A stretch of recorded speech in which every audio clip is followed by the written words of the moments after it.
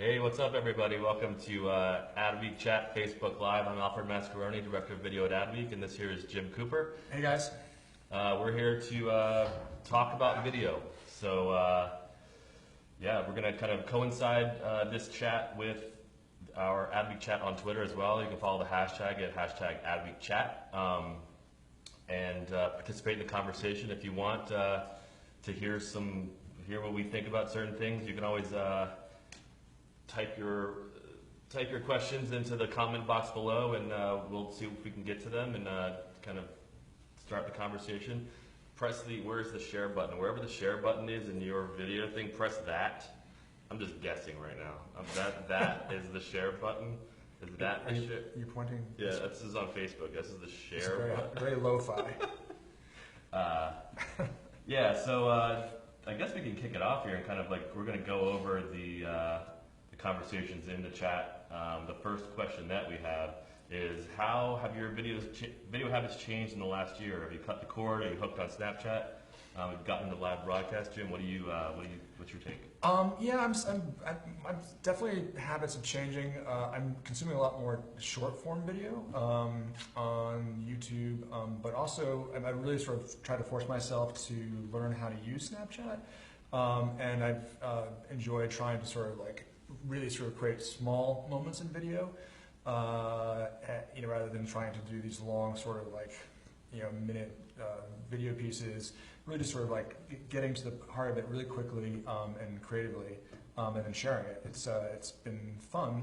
I'm not sure I'm really great at it, but I'm Jim is a learning. great Snapchatter. I'm not great at all. I think I've got a tiny score, but it's an interesting experiment, and it's also really interesting to see how, from our perspective at Adweek, how brands are going to embrace that, sort of scrolling economy. I mean, it's a huge platform. It's 10 billion views a day. I mean, that's a lot of audience there. And if you watch anybody under a certain age, they are vertical and they're scrolling. And I guess the real question is a business ready for that? Are they optimized to really have people stop in their scroll, stop their finger ergonomically, and really pay attention, because it's so fast. My kids are doing tons of video sharing, hundreds a day, and it goes at light speed. And I just don't know how a brand can really inject themselves into that pacing and make an impact. I don't know. What do you think? Yeah, I'm kind of on the same boat. In terms of my personal habits, I have a short attention span. I kind of grew up with the internet and but still wasn't digital native, so I kind of learned all these things as they happen, and always eager to try the new platform, whatever it is. See, I thought you were a millennial. You're on the cusp, right? I'm a cusp Gen X millennial person. So I am curious about how publishers and brands do use Snapchat, for example. I sometimes go on the Discover Channel, but I find myself just posting goofy portraits of myself back and forth to my pals or whatever. In terms of just how I'm consuming video in general, consuming television, in terms of the cord cutter movement, I don't know. I have a really crazy setup, and I feel like that's it's a question that happens later. Does that happen? How are you watching TV? We'll wait for that one. But last time I had cable was 2000, so it's been a long time, but I've kind of progressively grown and concocted weird ways of watching TV or video in general. So that's kind of where I am at this point. Yeah, I'm a cord always kind of guy. I still have cable, but I am watching more things on obviously on Amazon and Netflix. As that content improves, I find myself migrating over there. But I still watch a ton. There's a lot of video on television still that is great, and my DVR is totally backed up with stuff I never get to watch, and episodes that will just sort of rest there. But it's definitely the golden age of content. It's definitely the golden age of choice too, because there's so much great stuff out there to watch. You literally took the words out of my mouth. I was like, That's the whole point of me being here. Yeah. We do have a question that just came in from Kimberly Kokel, what brands in particular do you think get the most benefit from advertising on mediums like Snapchat, i.e. beauty products, retail, etc.? I mean, I think that from my perspective, I think anybody who wants to draw sort of an immediate response is going to benefit there. So you can almost see, obviously the studios advertising films in that space, driving people into theaters. It's obviously people who want to maybe drive people into car dealers could potentially use Snapchat. I think there are a lot of foreseeable things that you can use in that space in terms of branding. But I think for at least the early days, it's going to be people who want to drive an immediate sort of action to buy or to interact with. Yeah, that's good. That's a good point. I'm frankly very curious to see how that platform evolves over the next 5 years. There really isn't sort of an ad API out on that yet, so we don't really know what they're going to do. But once they do it, I think it's obviously the audience is huge there, and it's sort of a Gen Z millennial audience, and those guys are always sort of top of mind for marketers to hit hard. So something will be there, and I think that brands will rush in. I bet they'll make a ton of mistakes because it's such a new platform, and again, ergonomically, it's not like anything else. You have to learn how to really sort of use it in terms of the swiping and the scrolling. But if people want to hit that millennial audience, I think Snapchat's going to be sort of an indispensable platform going forward. Yeah, my advice for Jim and I kind of tried to. This is TMI, but we tried to figure out Snapchat kind of together. Like we gotta, let's figure this thing out. So we, put it on our phone. Like me personally, I would show you my phone, but it's actually running this broadcast right now. I put it at the very bottom, like on my whatever that most frequently used app dealie is. The nav bar, like right there. See, Jim still doesn't have it. Mine's sitting right there, so I'm kind of like I'm old. Yeah, I'm forcing myself to learn it though. I guess that seems a little contrived. I'm gonna check my score. I just hit 1,000, so this guy. Oh wow, I did too. Sure. No, you didn't. Question from John Hazlitt for Jim: where did you get your shirt? Oh, thank you. I think I got it this shirt. I think it's Brooks Brothers. Yeah, sorry, it's Brooks Brothers. Sorry. They didn't want me to reach into his shirt. Yeah, that'd be kind of super creepy. All right, so the next question just went live. Vertical video used to be roundly hated. Is Snapchat making it more acceptable, and could it become as common as horizontal? I have so many thoughts on this. Then share them, please. Don't hesitate. To me, it's kind of what you're saying in terms of ergonomics, like how you have this thing in your hand. It's the natural way to use it. I get that. For people who kind of grew up with this thing in their hand, which I didn't, it makes perfect sense to make video and to shoot video and to just do video in this aspect ratio, or I guess same aspect ratio, just in this orientation. The difference though is like, one thing I can't stand is whether we're making video or I'm watching it on TV and it's user generated content and it's like on the news and it's like, video from this brawl that happened outside of the pub, and it's a vertical video with like a bunch of blurry crap around it. It's, but I get it, your first instinct is not to be like, wait, broadcast quality, hold on, and they switch it like that. So I feel like it's kind of basically, we're going to grow up. I feel like it ultimately will evolve into a square format so that there won't be a dominant size. Is this going to be square? I'm making now you that just up. totally blew my mind. It's going to be square. So that way every TV and every device will just be a square. Wow. And that way, that's why Instagram was a perfect format for a while. So anyway. I always feel like I'm really dorky when I do this. I still do it. But then I always feel like people are going to think I'm doing a Game Boy or something. It's like, it's not. I'm trying to be better about the vertical thing. It's hard. Yeah, I mean, the pace of change is absolutely incredible. Could it become as common? I think yes, but it's like, to what degree I guess it ends up being like what devices are being shown. You're going to have to start, I feel like people are going to have to start making video that's conducive to the output device, or I don't know. I think anybody, again, under a certain age would never turn their phone this way. Mm-hmm. It's pretty much, a generational function, and so we just have to get used to it. Yep. Quickly. Very quickly. Okay, so we got another question. Let's see. From Alexandra Kubrak, how does engagement figure into the future of online or streaming series? Will there be more innovation in VR or fully interactive content? Will advertisers actually utilize this multi-platform engagement? Yeah, I mean, the short answer is absolutely. If you just look at the innovations that Facebook dropped onto the marketplace during their F8 conference last year, there's a ton of stuff, and it's going to have a huge material impact on the video sphere and pretty much any sort of modern media form. So there's going to be a lot of engagement in things like VR and 360-degree cameras, and even the whole. I'm still trying to figure out what the whole chatbot thing is with Messenger and brands. I mean, that's like almost sort of drifting into sort of science fiction. In that it's sort of almost an AI platform. So there's all sorts of stuff that's happening right now. The pace is crazy fast. And I think people are going to really sort of embrace it and engage with it pretty deeply because it is mostly sort of based on this device. And then in the VR world, that's the most immersive and engaged platform possibly out there. So it's going to be really interesting to watch.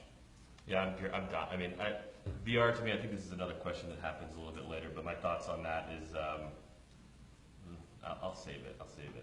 Don't bring yourself up. We got a long way to go. We got a long way to go. We're in Q2 right now. We got Q7. Can we turn the lights down? What else? Somebody in the comment section says video will never become square. Movies will never become square. You're probably, I'm certain that you're right. It's just an opinion of how that would solve the problem, but I can't imagine making square video all the time, just to be clear.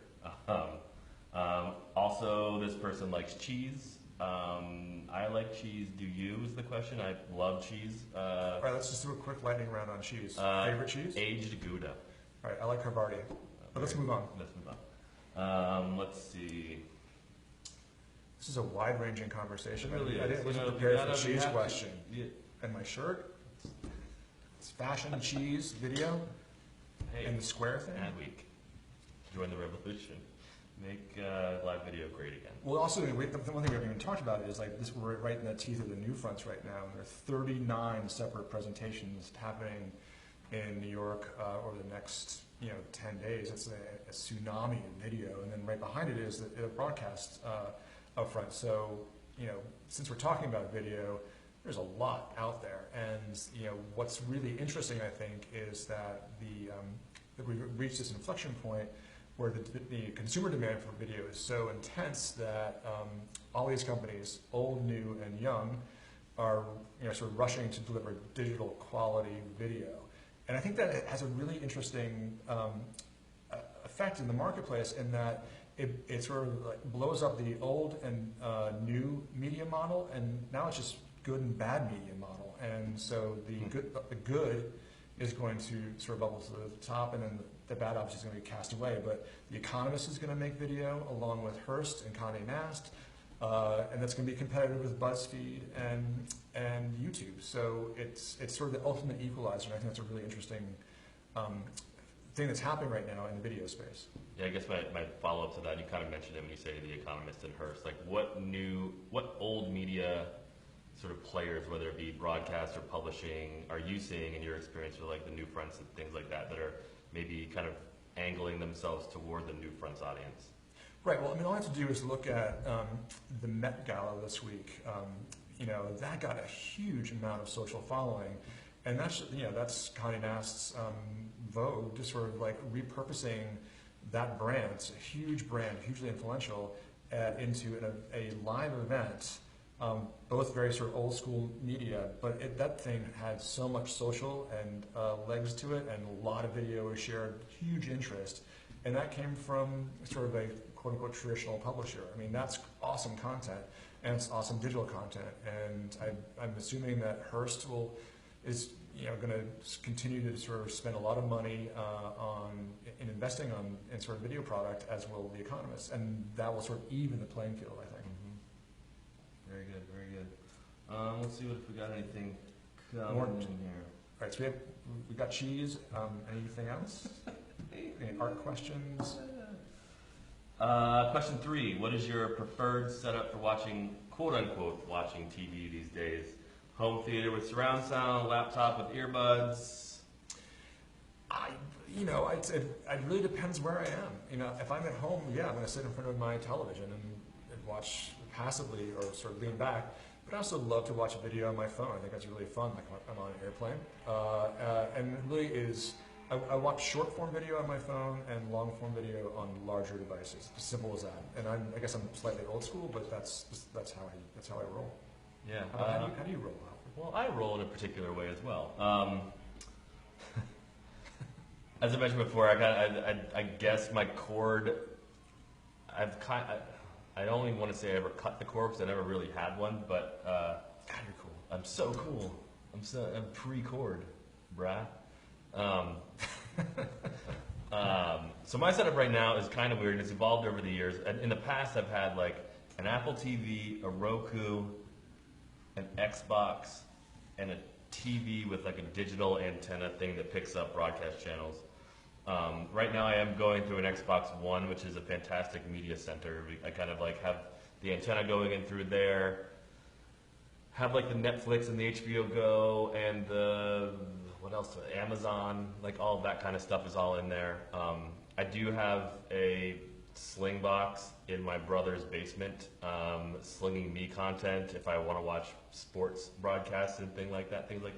Totally legal to do, evidently. But that's a thing. So that kind of, I guess over time when cable companies sort of shift into a different model, and you're kind of seeing it now with like, I saw an Optimum TV, Optimum Internet ad recently that was like, you could buy the cord cutter package from the internet company, which is, I guess, an internet service plus probably basic cable for $60 or something like that. That's some clever marketing. It really is. It's like, the cord cutting is becoming a marketing tool now too. So, right. And we're at the dawn of possibly, this a la carte app-based TV thing. I mean, with the Netflixes and the HBO Now, I guess is one now. With Amazon and Netflix making all this original programming too, like you're going to be able to, I guess, piecemeal that stuff. But can you say that in the Apple and the apps and the Schwarzenegger? Someday it's going to be all jacked up. You're going to need more. The apps in the Roku. You're going to need more power. What else? What's going on? Is there still a home for traditional advertising? That's a big question. I think no. I mean, I think that of course there is, but I think we're sort of at this really close to this point where we're at the beginning of the end of advertising as we know it. I mean, if you look at the U.S. households now, they're in 8 out of 10 homes. There's some sort of time-shifted service. So there's a lot of content and ad avoidance going on in sort of the traditional TV home. At the same time, you've got 198 billion ad blockers. That's up from half that in 2009, and that's going to blow away about $41 billion of ad revenue this year. So yeah, I mean, I think people are just sick of sort of bad interruptive advertising, and they have the technology tools to allow them to be completely ad blind. So we are sort of at the verge of this place where people are just not going to be able to, are not going to want to deal with crappy interruptive advertising, and they have the tools to avoid it almost completely. Can we talk for a second? This kind of just spitballing up what you're talking about and what this question is like, I want to talk about pre-roll or mid-roll or post-roll and just what is going on there. Do you think that here's a pointed question, I guess, is do you think the skip ad button is a way to, I don't know, I'm trying to think of the right way to ask that question. You're basically skipping an ad whenever you watch pre-roll. Is that effective advertising? No, of course not. I mean, it's like people saying that the advertising messages somehow come through the DVR scanning. You're not engaging with that ad. You're rushing to get away from it. It's not effective advertising at all. So what is our advice for brands, agencies, whoever, not, I guess not agencies, brands, and brand marketers to get the pre-roll, to evolve the idea of a pre-roll? That's a huge, obviously huge and important and expensive question.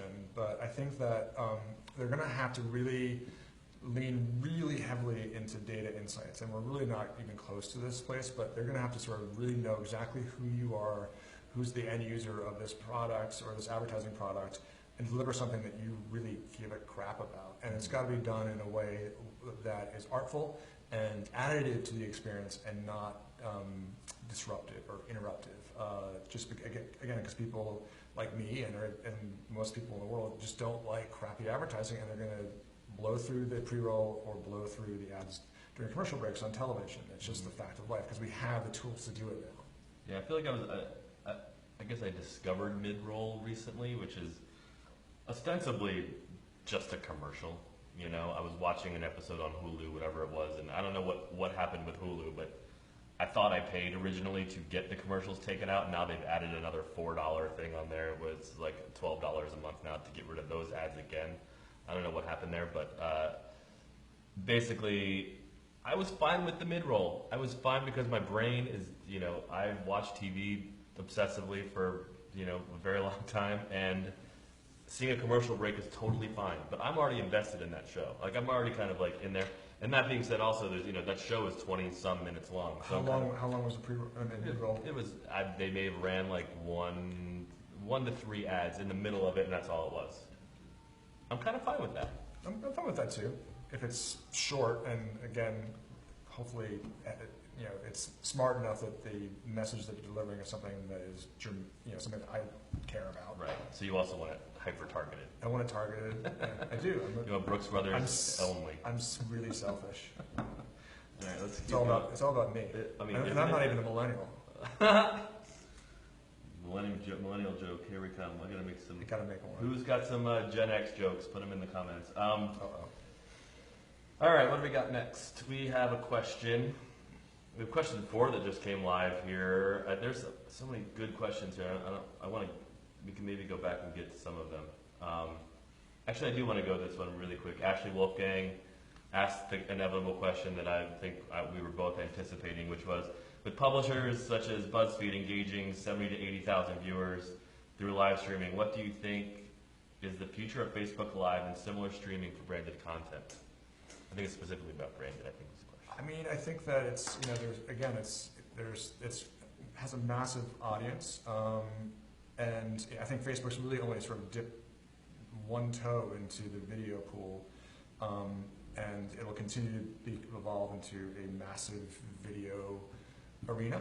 And once they go in with both feet, they have the ability to really sort of change, you know, the whole ecosystem. So, and both feet to me is the implication of adding just the potential for advertisement. Like right now, it's kind of not really there yet. Right, they've been very gentle on that front, but once they figure out the right way to approach it, it's going to be there'll be a ton of video, but there'll be massive advertising investment in the platform, just because there are so many niches and audience segments, and they can really sort of slice and dice the data in a million different ways, and it's going to be a very powerful place where video and advertising exists. I mean, I think that Snapchat will be right behind it in terms of the sort of Gen Z cohort. I think that they'll probably be more inclined to gravitate towards something that allows them to, like if you take my 14-year-old daughter, her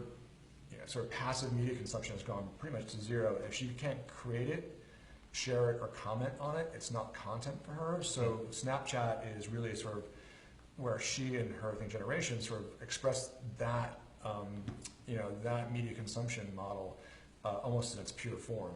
So I think Facebook will be obviously huge in the video space, but then Snapchat I think will ultimately sort of, as a Gen Z cohort sort of comes along, will have massive sort of marketing implications as well. Yeah, so I think that segues nicely into the next question, which is, how has YouTube's role in the video world changed, and does its dominance seem to be waning, and how can it remain vibrant? I don't think that they haven't really sort of figured out their advertising model completely. They're in the market right now.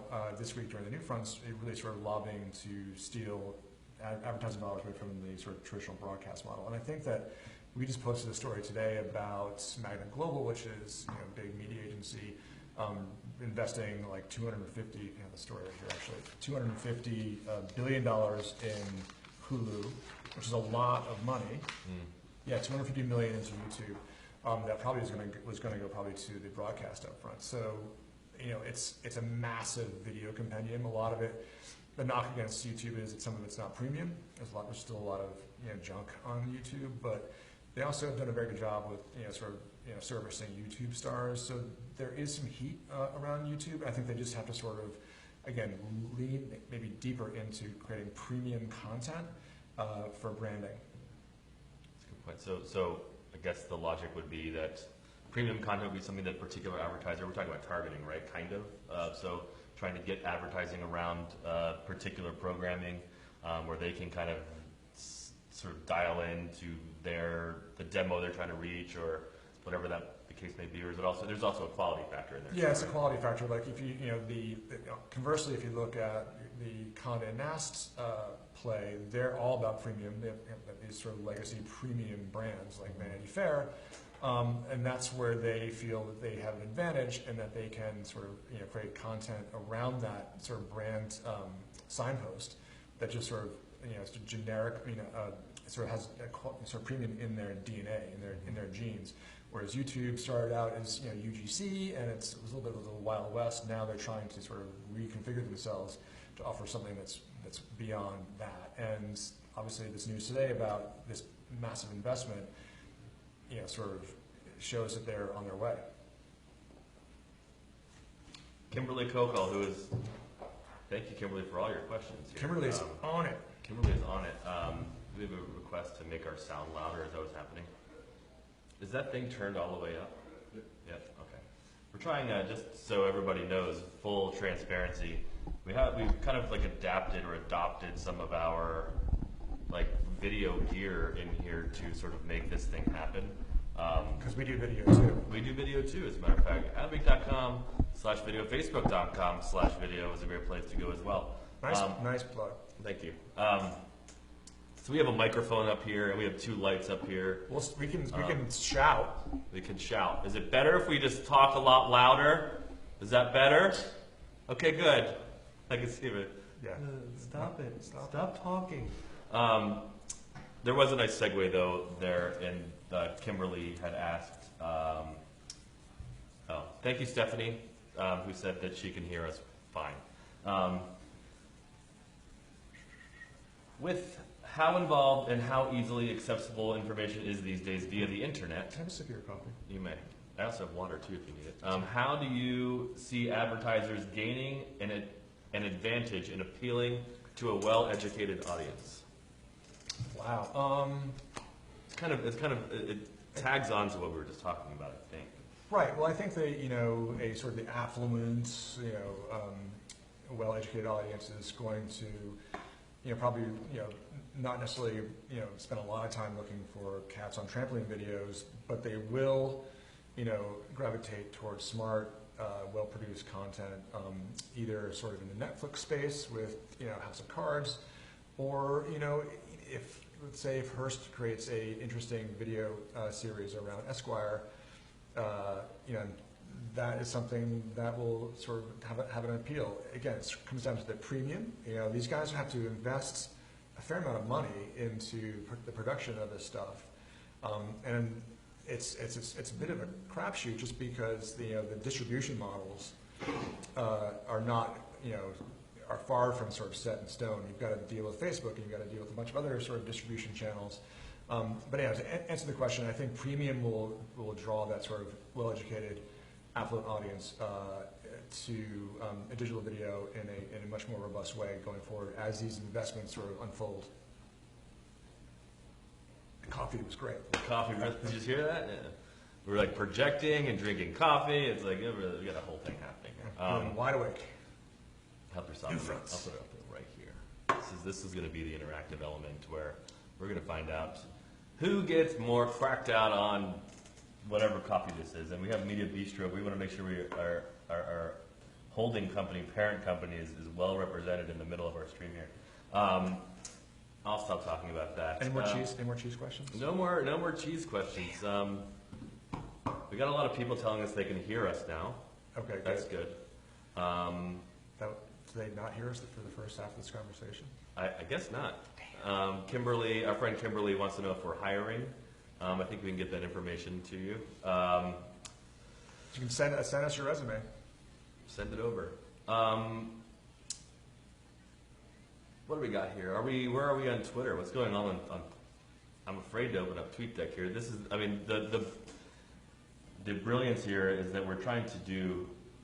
We are successfully doing. I wouldn't even say trying to do 2 consecutive chats here. One on Twitter that's happening as we're talking here on Facebook. So we are multi-platform, multi-chat happening right now. And shout out to Charles Getz, who's running our social platform, who's running, I guess, our Facebook now, but also sending us questions. There he is. There That's his thumb.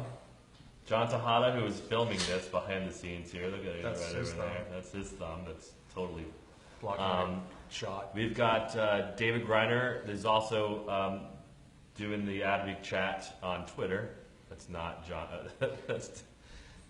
And I think Jameson is involved in some respect, isn't he? Jameson Fleming, is he also? Yeah, he's helping out too. So we got, It takes a village it does to indeed. sort of create this magic that we're. Yeah, we did an interview, a video interview, and I guess our feature for this week.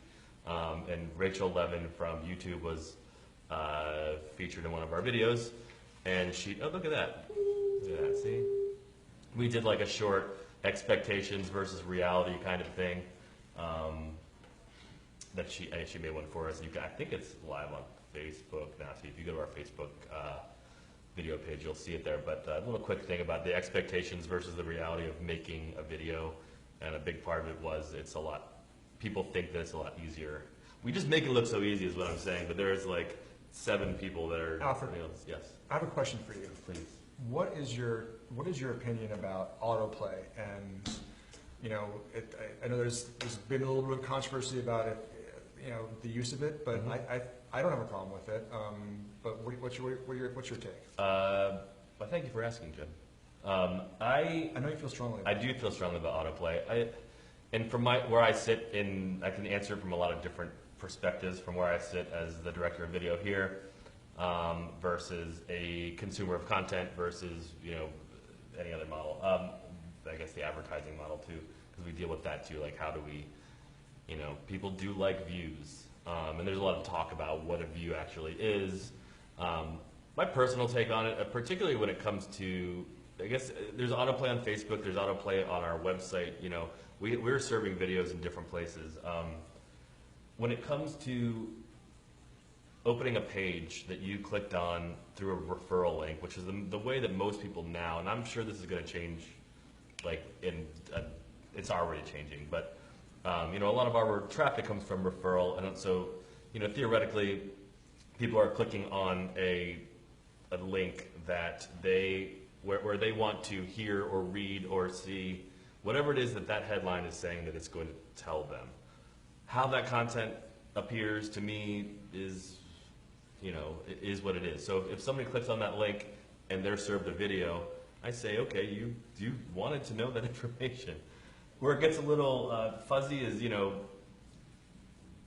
on Facebook, for example, and we're on Facebook. If this autoplayed in your stream, probably, and I think I'm okay with that because it does autoplay, and at least on mobile, I think it does this on desktop too. When you click through to watch the video, it plays the sound because so it autoplays. I think their model of autoplay with mute, click through, play sound is good because frankly, I'm digesting most of my video, like the short form stuff or social video on my phone, on mobile, and I don't have my sound turned on ever. Like ringtones, I don't even know what those are, but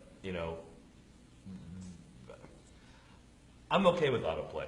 I think I am too, and just because I'm ultimately lazy, I think a lot of other people are lazy too, that it's just one more step, and if it can start to play, I can make a quick decision if I want to watch it or not and Right. move on. And so it puts the video in front of me in a much more direct and immediate way, which I think is good. But I'll tell you where I get mad is where I You do don't click want Alfred to play. get mad. You won't like me when I'm angry. when I click play and then I'm served the a video. 30-second ad on a 30-second video. Yes. Or even a minute and a half video. It really boils my blood, and I'm sure that there's going to be a time when Adweek is putting 30-second pre-rolls back on our videos. I don't think so. I think we'll have to. We'll cross that bridge when we come to it. 5-second pre-rolls. I don't want to go back on pre-roll, but right. Okay. We've hit that pretty hard. So pre-roll is the worst. What's our next question, Alfred? The next question is: let's talk VR and 360-degree video. Are they true content game changers or just short-term fads? I think that VR is not a short-term fad. I think that if you were to, compare it to like 3D TV, I think that proved out to be a bit of a fad or sort of a distraction. I think VR is real. I think there's a lot of money invested in it. I think that, again, back to the new fronts, I would suspect that 80% of the presentations this week and next are going to have a VR component.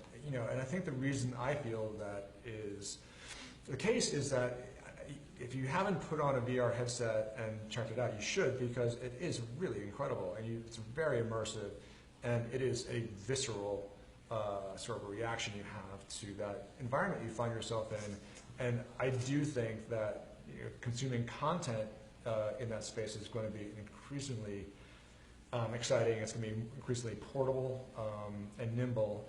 And I do think that if brands are going to have to figure out how to sort of play in that space, that super intimate space, and well, again, not be interruptive. But I think the engagement levels with VR are going to be off the charts when it reaches some scale. Yeah, I tend to agree. I think we're still early.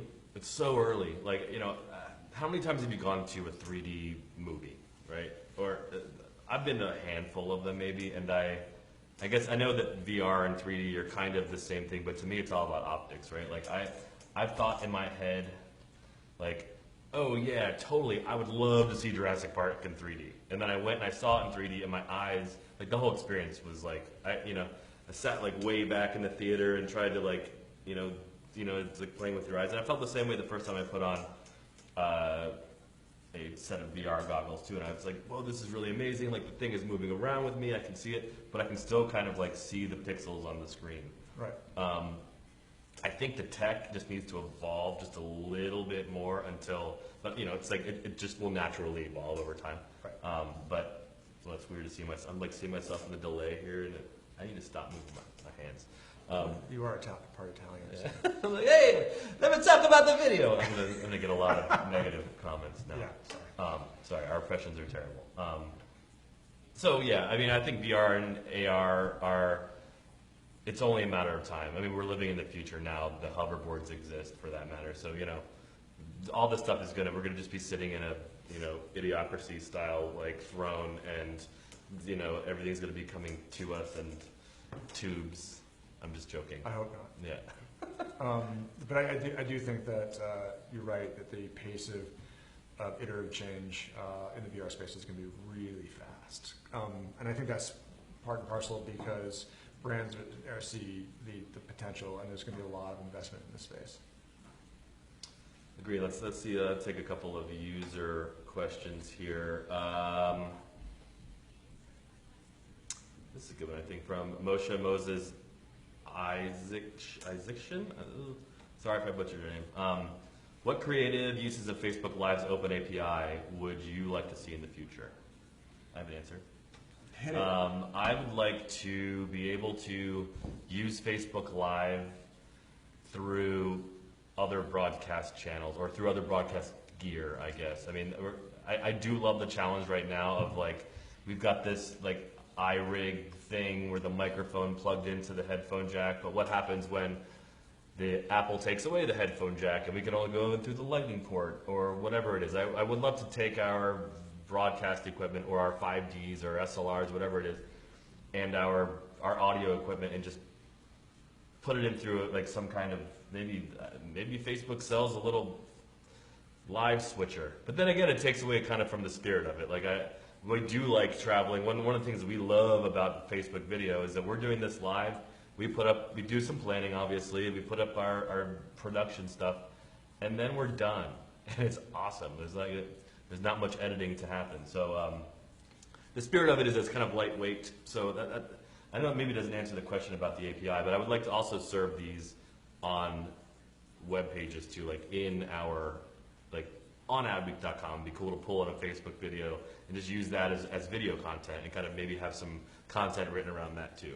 Do you think that, just on the creative front, do you have a sense that at this point, I know these are early days with live, but in terms of format length, and do you think shorter is going to be better than longer, let's say, or like what's the early thinking on the creative applications in terms of length? I wonder. I think to me, we're at 281 viewers. Thank you to each and every one of you for being here. But that's kind of sloped up, right? So in terms of live engagement, I think over time, it's just like any piece of content that's on Facebook for that matter. Once the snowball starts rolling, and I don't know why more of you aren't pressing the share button right now. Where is that? It's on the right. It's on the middle. So it's like right here. I've always wanted to do this. Point at my phone number. You're like, so over here? It's over here. It's over there. Oh, my thing is right below me. Anyway, do the right thing. Do the right thing. What were we talking about? We're talking about Facebook Live. We're talking about the length. The brilliance to me of Facebook Live is that not only are we doing this live right now, we're just kind of unscripted and we're just talking, but it also it gets archived. So as a long tail piece, it can keep building views. And I have noticed that even in our own streams, the audience is being directed to check out other publishers' live streams. So on one of ours, I was watching last week, there was hey, watch this Mashable one, and there are two dudes trying on makeup. Okay. We're not going to do that today, though. We're going to cut off the cameras and do that ourselves. Anyway, that's what I think about that. I feel like we have another question. Which video content creators, whether it's a star, brand, or network, do you follow and watch loyally?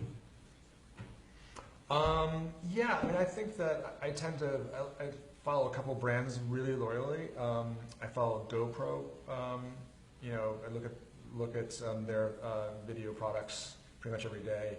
I like Red Bull, and then I also like Patagonia. But Patagonia is interesting, and it's slightly more long form. I'm obviously fans of the respective brands, but Patagonia tends to be more cinematic or documentarian. So I like those three, and I really haven't really sort of found a YouTube star that I've really embraced. In preparing the Rachel Levin story, I watched a lot of her stuff, and obviously I'm not in a demo, but I was impressed with the professionalism that went into that, and so yeah, that's my answer.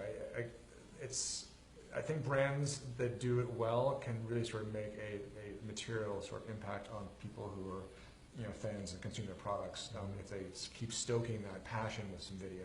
Yeah, I think just to tack on to the idea of GoPro, I'm just fascinated by their model and just the fact that that piece of gear is in and of itself a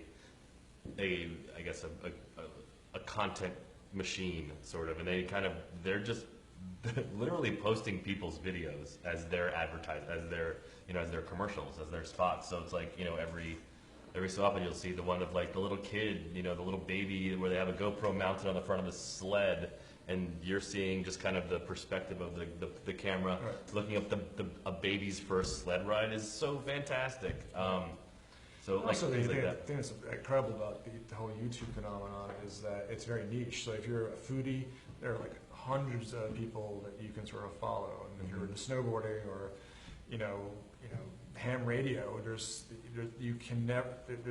endless. Again, not to keep harping on my daughter, but she learns songs by listening to people she follows. She plays guitar, and she just follows a bunch of people, and she learns to play songs by YouTube. So it's a incredibly rich, again, sort of compendium of video, and there's a lot to follow for sure. Yeah, I really like just off the top of my head, Casey Neistat. I think he's been doing great stuff for a long time, and his following has kind of snowballed. I think he was kind of one of the, I don't want to call him an early YouTube star because he's been doing it for a while, but his kind of audience has snowballed over time, and he's just I think his ethic and his, just he'll make a video a day and just keep going. And he snowboarded during the blizzard. He just kind of got up and said, picked up his camera and went. And that guy, is kind of just making some really cool stuff.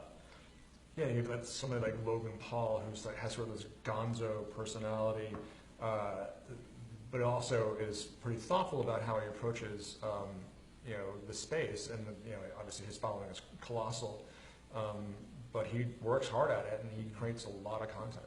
Mm-hmm. Yeah. So your 15 Minutes Radio is a username on, I don't know, is that Facebook or is that Twitter? Facebook.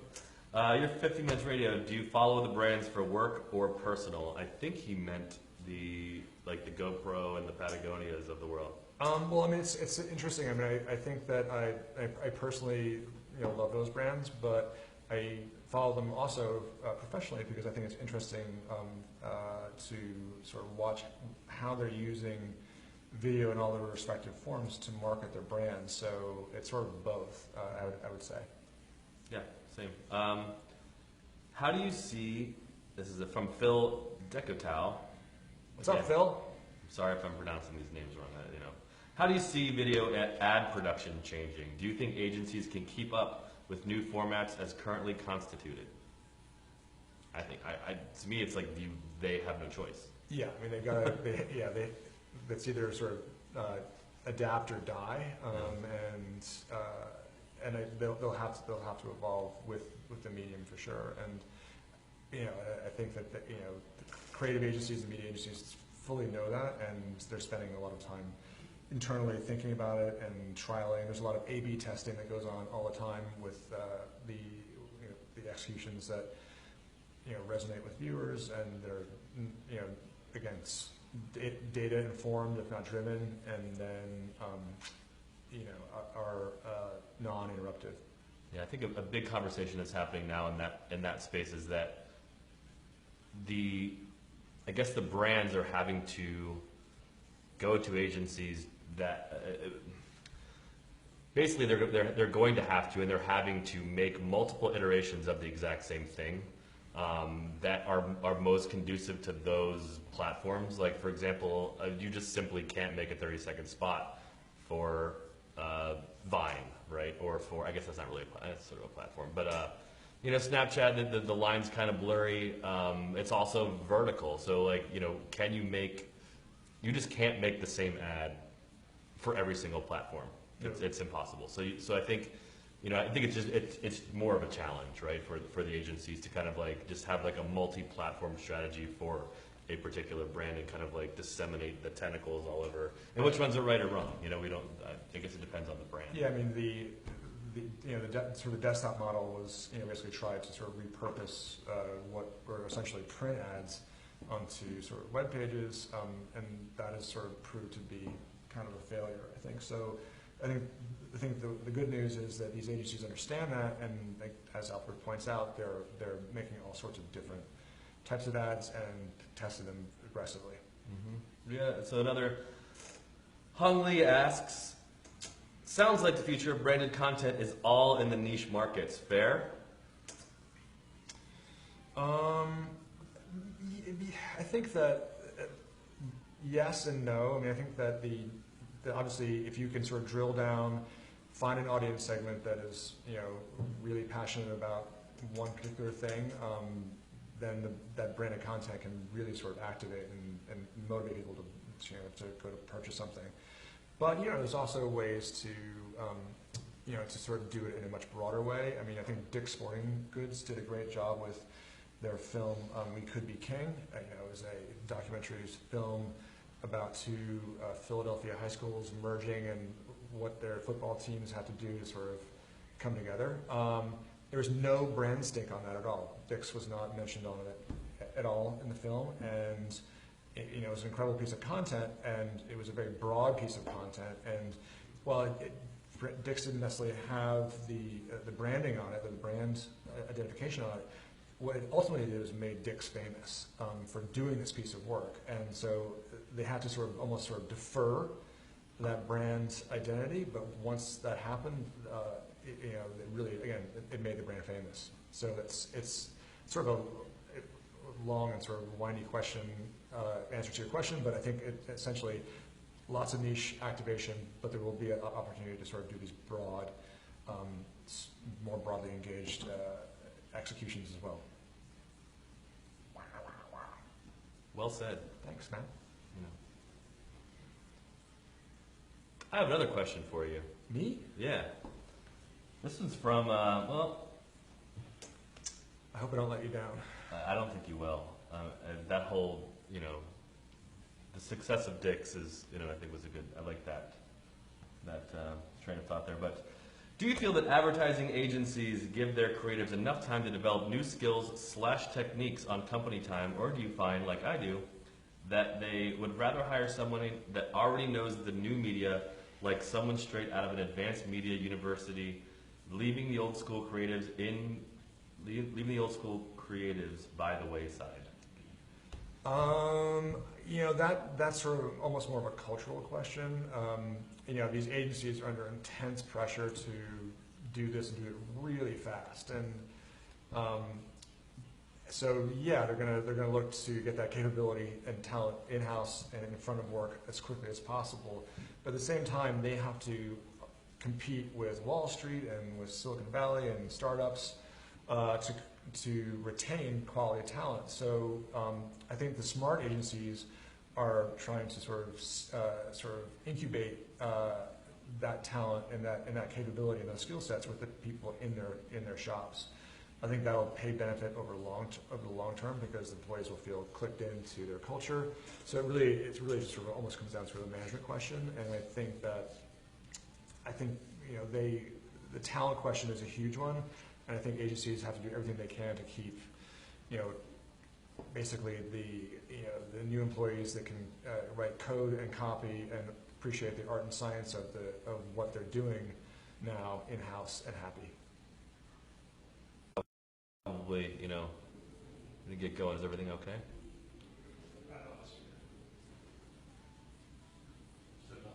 Is it still going? We're still going. Do we still have audio? All right, we're back. And we're back. Last question for all you guys and gals out there. Have you been watching or hosting live videos via Facebook, Periscope, etc.? What are the pros and cons? We kind of talked about this a little bit, but do you want to kind of add to that? I think this is a question that's perfectly set up for you to answer. All right. Well, because you're doing it day in and day out. So yeah, I mean, frankly, I think the short answer is that it's a fun new outlet for publishers, brands, media, and as Facebook is kind of increasingly becoming its own content platform, whether we like it or not. We like it. I'm enjoying this right now.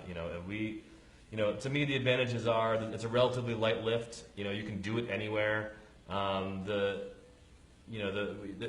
gear requirements aren't that heavy.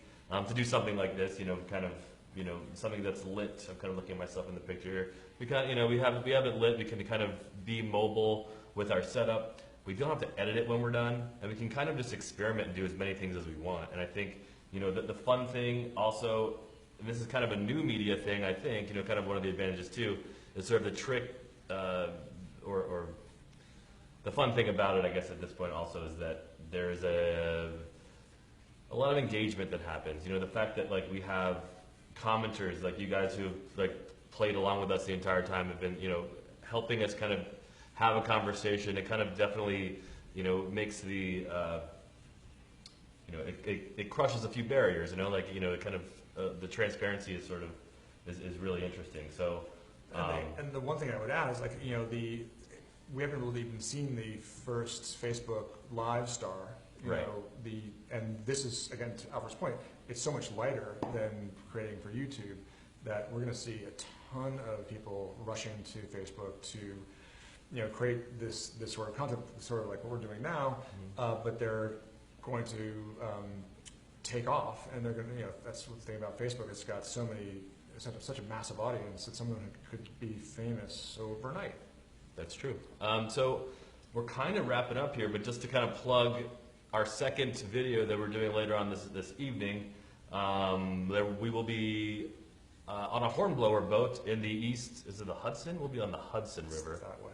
The west. That's the Hudson River. It's the one west. That's that way.